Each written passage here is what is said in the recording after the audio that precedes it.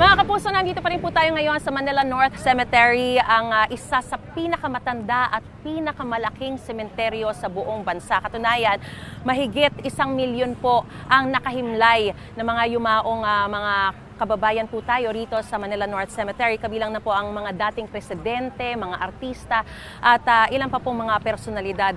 At dahil nga po isa ito sa pinakamalaking sementeryo, inaasahan po na ngayong araw pa lang ay nasa 500,000 yung inaasahang dadalaw po, bibisita dito sa sementeryong ito. Kaya makikita niyo po dito sa main entrance kung nasaan ako ngayon, yung nakaharap po doon sa Blumentritt na kalsada ay may mga railings. Dating gawin na po ito, ginagawa po ito taon-taon para kapag inaasahan na po yung malaking dagsa, yung malaking bulto ng mga kababayan natin, maayos pa rin ang pagpasok ng ating mga kababayan dito sa sementeryo at ma-inspect pa rin po sila isa-isa. Makikita po natin dito sa lane na ito, yung mga priority lane, meron din po yung walang dalang gamit. So dito sila papasok, habang yung iba naman, yung mga regular, mga karaniwan na hindi kasama doon sa priority lane, gaya ng PWD, mga senior citizens, mga buntis, doon sila sa ibang mga lanes.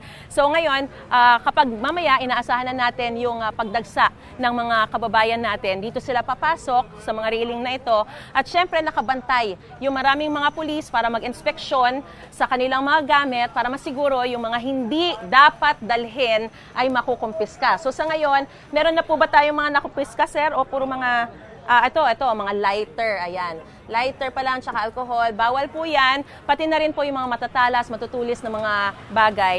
Parang sa tingin natin, yung sa mga dumaan na, parang alam na ng mga kababayan natin kung ano yung mga bawal kasi kakaunti na lang yung mga nakakonfiscate. Pero mamaya, alamin natin kung talaga bang alam na nila kung sa pagdating ng mga tao, wala na halos makakonfiscate sa kanila. So sa punto pong ito, makakausap po natin ang direktor ng Manila North Cemetery na si Ma'am Rosel Castañeda. Magandang umaga po sa inyo, ma'am.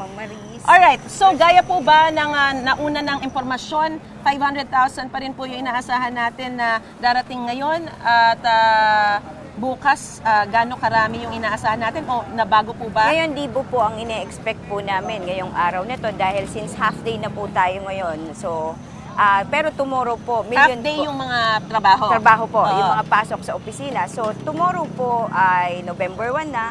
Lagi naman po, yan po yung araw na talagang bumubulusok yung tao. Siguro po, tomorrow, nag-expect po kami ng milyon.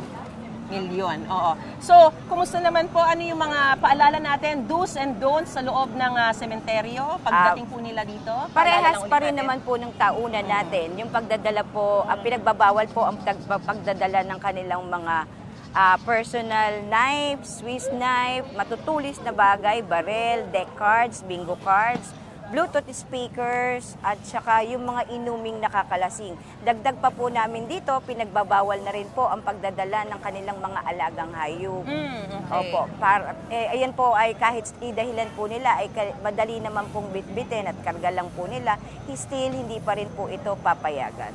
May mga kabataan, mga bata po tayo na dinadala yung mga kababayan natin na madalas nawawala. Ano po yung ginagawa nating serbisyo para masigurong madali sila mahanap? Ano yung gagawin kapag may nawalang bata, saan pupunta?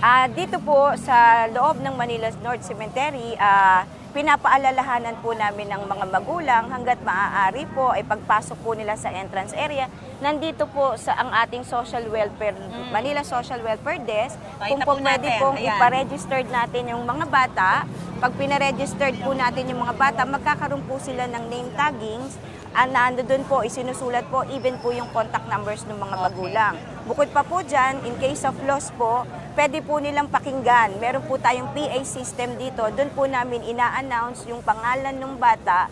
Bukod pa po sa kinokontak namin sa cellphone number, sinasabi po namin na maaari po nilang kunin yung kanilang mga anak sa aming opisina. Meron pa po ba tayong mga kaso ng mga nawawalang mga labi, yung mga nitso, yung hindi mahanap? Paano pong ginagawa natin doon? Actually, madalas po yan, hindi naman po sila mga nawawala. Hindi lang po nila matandaan kung paano po puntahan. Kaya bukas naman po ang aming opisina para po doon sa mga maghahanap.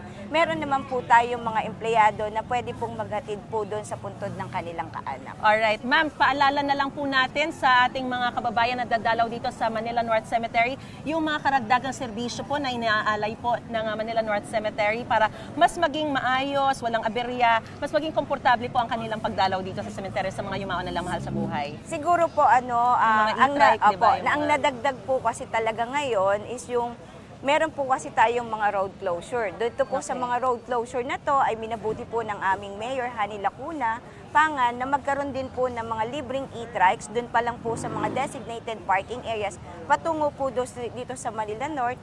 Pero pagpasok nyo rin po dito para po sa mga senior citizen, PWD at mga buntis, bukod pa po doon sa mga nanay na may mga dalang maliliit na bata, meron po tayong 40 e-trikes dito na pwede nyo pong sakyan. Ito po ay libre hanggang sa loob po, kahit po saan sa loob ng Manila North Cemetery. Alright, maraming salamat po, Ma'am Marie. Rosal Castaneda, ang Director po ng Manila North Cemetery sa impormasyon binigay niyo po sa amin at good luck po sa inyong lahat para maging maayos po ang pagdalo ng ating mga Thank you kababayan po. Thank you dito po sa Manila North Cemetery. Balik po muna sa studio.